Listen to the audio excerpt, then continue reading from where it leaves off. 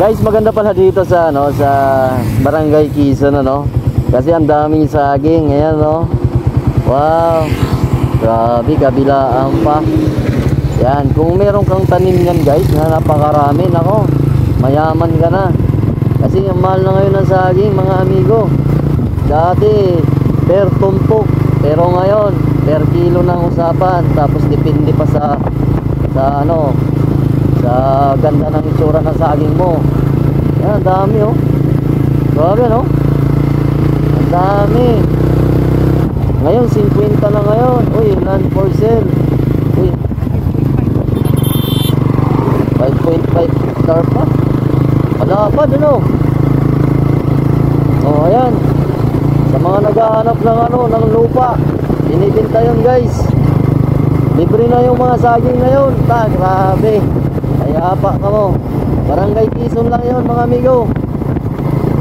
Kaya kung interesado kayo, puntahan nyo na. Yan.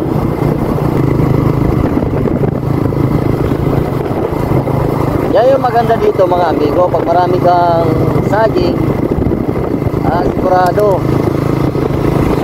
may pera ka na, busog ka pa. Kasi ang saging ngayon napakamahal na.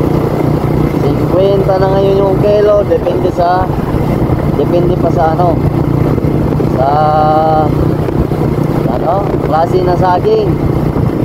Yan, kasi may saging na kulay green, may saging naman na kulay dilaw, yung mahaba.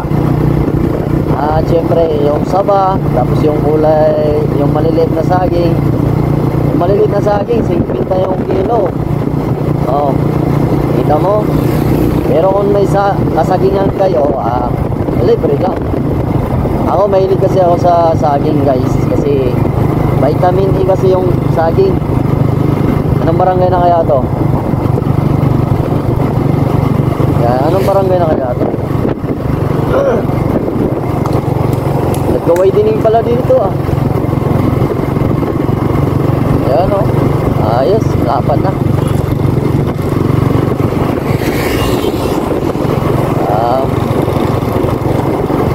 Daming bahay dito, Anong barangay ano yun? Division. Barangay Matagantang. Guys, Barangay Matagantang. Ito pala yung Barangay Matagantang. Shoutout na lang sa mga taga Barangay Matagantang,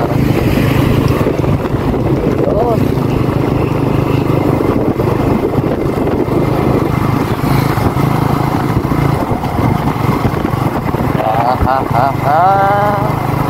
Pala kung gusto nyo masubaybayan nyo ating mga travel, mga gala dito sa Masbate, please follow and subscribe. Wala naman bayad yan, mga amigo. Nasa Barangay Matagantang na tayo, Pagkapaita. Yan, oh. So more on travel muna tayo ngayon, para malibang-libang naman kayo.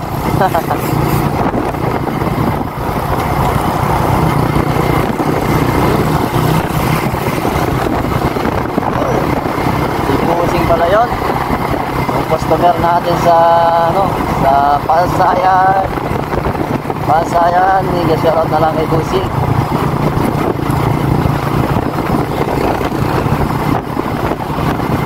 Wow, ang ganda talaga dito, guys. Ito yung ano, magandang kalsada, kasi napaka ano to, mahaba to, guys. Mahabang streetan to. Yan. Dati maraming nakikipagkarirahan daw dito, pero ngayon wala na kasi binawal na. Dapat yung takbo natin, ano, takbong gwapo lang. Huwag yung takbong mantiks, ano, kasi delikado.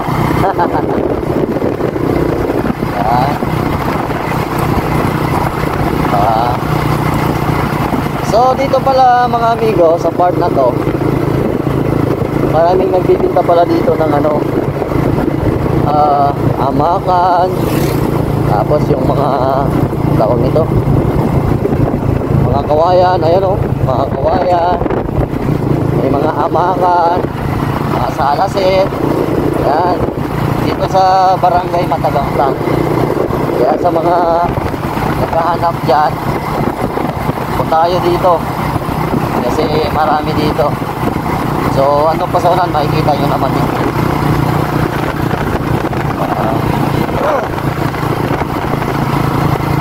Mga vlogger dito sa Placer, madaanan natin.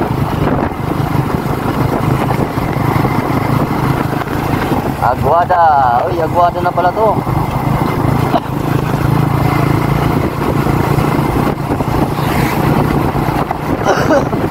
Barangay Aguada na pala to.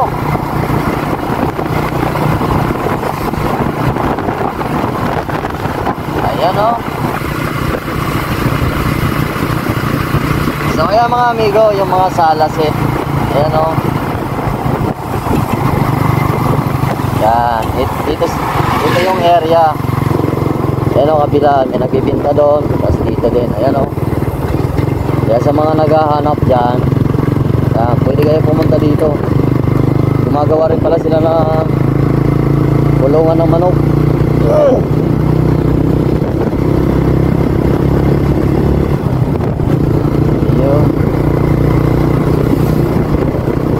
At night time din,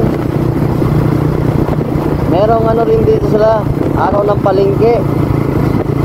Anong araw ng palengke dito? Huwebes. Ayan, araw ng palengke, Huwebes dito mga amigo. Kung naghahanap din kayo ng mga hayop na mura dito, pwede kayo pumunta dito sa Barangay Aguada at sa Barangay Corbada, kasi maraming hayop na binibenta dito, napakamura. Dito sila nagpupwesto. Ito yung Barangay Aguada, no?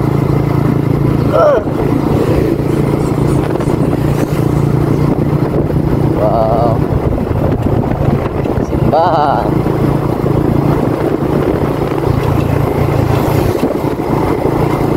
May pwesto dito si ano eh, si Jim Sipat.